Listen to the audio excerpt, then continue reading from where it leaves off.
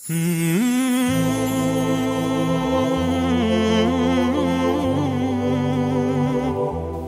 алейкум ва рахматуллахи ва баракатух. Енді біз 3-ші сабақты бастаймыз. Ең алғашқы осы 3 сабақ Құран әліппесінің бұл айтқанда фундаменті болып табылады. Егер де біз 1-ші сабақты жақсылап жаттап алсақ, осы 3-ші сабақты да меңгеріп алсақ, осы 3-ші сабақтан кейін ары қарай Құранды ежелеп болса да Құранды оқи бастаймыз.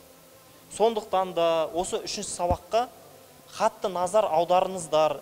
3-ші сабақ өте жауапкершілігі мол сабақ. Сонымен бастаймыз. Жалпы араб тілінде 3 дауысты дыбыс бар. Қалғандардың бәрі дауыссыз дыбыстар. Олар үстіндегі дыбыс сызықша келген, ә деген дыбыс. Астындағы дыбыс и деген дыбыс.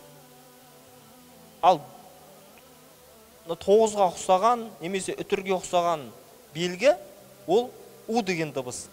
Осы 3 дыбыс дауысты дыбыс болады. Яғни араб тілінде 3-ақ дауысты дыбыс бар. Олар ә, и, у. Араб тілінде әлиф деген әріп болғанымен, ол әлиф деп оқылмайды ол. Оның үстіндегі дыбысы ғана әсі оқылады, астындағы дыбысы и оқылады, және у оқылады. Енді сол сияқты бә деген әріпті біз өткен тұғымбыз, міне ұқсады.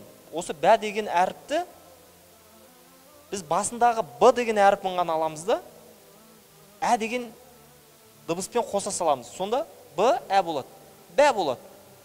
Б деген дыбысын аламыз да, и деген дыбысына қоса саламыз. Б и болады. Б дыбысын аламыз да, у деген дыбысына қоса саламыз. Б у болады. Сонда ә, и, у. Бә, би, бу. Енді тә деген әріп. Мына бізге таныс тә деген әріп. Үстінде 2 нүктесі бар. Соны алғашқы т деген әріпін ғана аламыз. Яғни бұл жіңішке т. Т, ә. Т мен ә деген дыбысты қоссақ, тә болады. Т мен и деген дыбысты қоссақ, ти болады. Т мен у деген дыбысты қоссақ, ту болады. Мынау бізде фә деген әріп. Сақауша ф. Соның алғашқы ф деген әріпін ғана аламыз да, ф, ә деп ә мен қосамыз. Сонда фә болады. Фи, фу. Мынау бізде джим деген әріп. Джим деген әріптің алғашқы ж деген әріпін аламыз да, ә деген дыбыспен қосамыз. Сонда ж, ә, жа болады. Ж, и, жи болады. Ж, у, жу болады.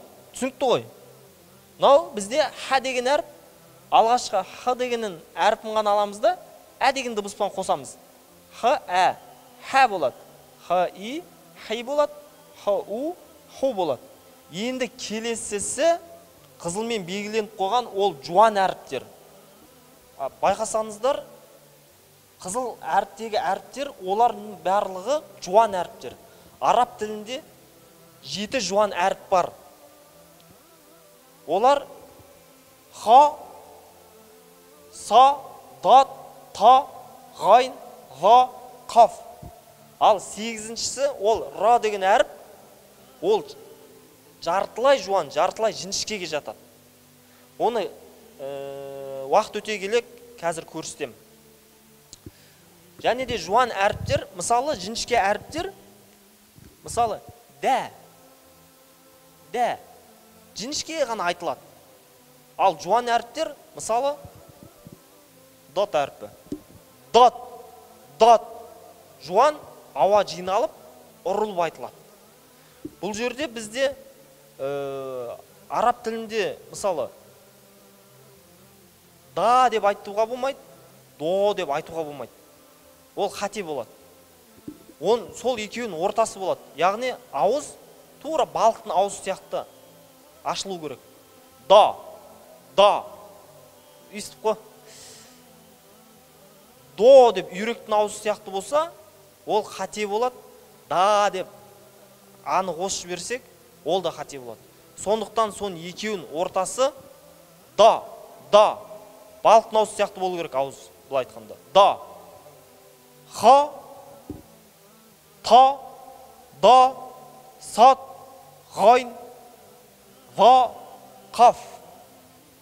Ал енді қайтадан үш дауысты дыбысқа ораламыз. Ә, и, у, бағана үйренгендей. Енді қызыл әріптегілер бағана айтқанымдай жуан әріптегілер. Қызылдағылардың барлығы жуан. 7 жуан бар. Ал қара әріптегілер жіңішке. Қалғаным бәрі жіңішке. Біз ә деген дыбысты, мысалы, ха деп біріктірдік. Енді ха деген әріпті ха деп айтамыз. Ха демейміз, ха дейміз. Хай дейміз. И деген дыбысты езуді созып тұрып айтамыз. Хай деп. Ал жуан әріптегі и деген дыбысты ауаны толтырып тұрып ый дейміз. Яғни х, ый. Сонда хый болады. Хый. Ху, ху. Қайталаймыз. Жіңішкеде ха, х, ә, ха. Жуанда хо. Хай, хый. Ху, ху. Келесі жіңішке дәл деген әріп, яғни оның д-сын ғана аламыз. Д, ә, дә. Ди, ду. Сақауша в деген әріп. Тілді тістеп тұрып айтамыз. Вә, ви, ву. Р деген әріп. Р деген әріп бұл жартылай жуан, жартылай жіңішке әріп. Яғни қызылмен белгіленгені жуан, қарамен белгіленгені жіңішке. Бұл жерде ра деп айтамыз, ру деп айтамыз. Ал жіңішкесін ри дей саламыз. Ри. Рый десек қате болады. Ыйды қоссақ қате болады. Сол үшін жай езуді созып и дей саламыз. Ри, ри. Ал ха әрпіндегі и дыбысын ыйды қосып айтамыз. Хый, хый. Түсінікті. Келесі зә деген әріп. З, ә. Кәдімгі қазақша з. Зә, зи, зу. Сә, си, су. Ша, ши, шу. Шанырақ дегендегі ш деген әріп қой. Ша, ши, шу. Жуан әріп. Са, сы, су. Байқасаңыздар, са. Ауан жинап, ұрып тұрып айттым. Сы, ый деп қос жібердім. Су, у деп ауаны ұрып, жинап тұрып айттым.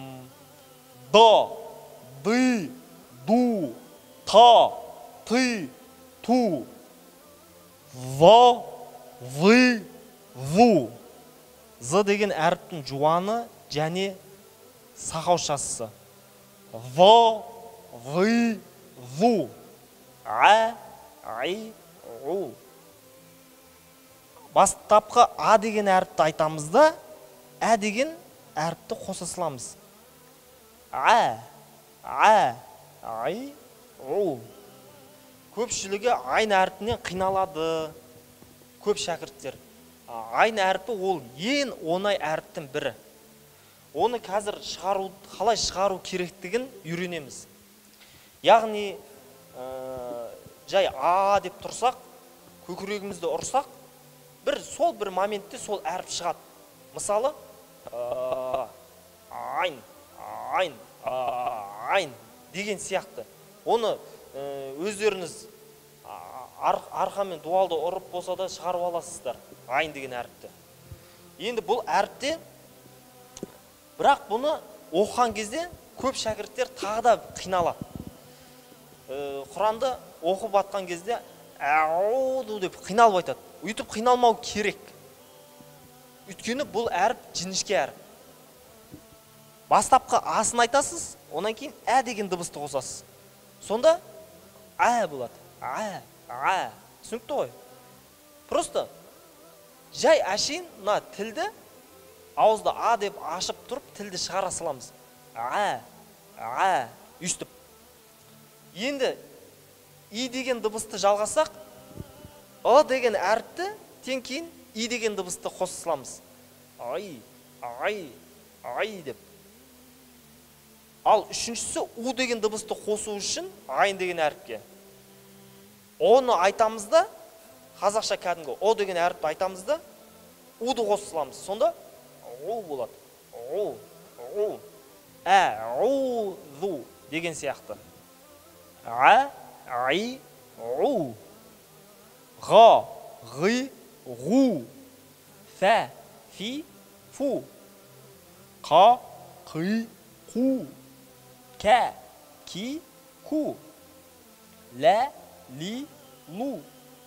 Мә, ми, му.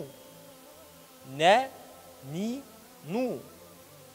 Вә, ви, у. Екі у тұр. Екіге соса саламыз. У деп. Хә, хи, ху. Я, и, ю дей саламыз. И, у. Ю болады. Осылай. Ал енді қорыта келгенде үшінші сабақты біз әр әріп сөздің басында, ортасында және соңында қалай жазылатынын үйрендік. Және де үшінші сабақтан біз араб тілінде 3 дауысты дыбыс бар екенін үйрендік. Олар ә, и, у. Түсінікті. Және де үшіншісі біз үшінші сабақтан жуан әріптер жетеу екенін білдік. Ал 8-ші ро деген әріп жартылай жуан, жартылай жіңішке екенін білдік. Осы 3 сабақты тәмамдап бітірдік, енді келесі сабаққа көшеміз.